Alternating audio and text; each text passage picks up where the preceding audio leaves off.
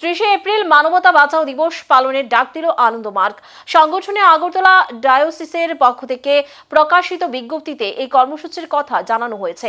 সংগঠনের দাবি অনুযায়ী 1982 সালের বিজন সেতু হত্যাকাণ্ড এর স্মৃতিতে প্রতি বছর এই দিনটি পালন করা হয়। ওই ঘটনায় আনন্দমার্গের 17 জন সন্ন্যাসী ও সন্ন্যাসিনী নিহত হন বলে উল্লেখ করা হয়। বিজ্ঞপ্তিতে অতীতের একাধিক হামলার ঘটনার উল্লেখ করে সংশ্লিষ্ট ঘটনাগুলির পূর্ণাঙ্গ তদন্ত ও বিচার প্রক্রিয়া দ্রুত সম্পন্ন করার দাবি জানানো হয়েছে। আগামী 30 এপ্রিল আগরতলা সহ ত্রিপুরার বিভিন্ন জায়গায় মিছিল ও জনসভার আয়োজন করা হয়েছে। এই কর্মসূচিতে অংশ নেওয়ার জন্য সাধারণ মানুষের প্রতি আহ্বান জানিয়েছে সংগঠন।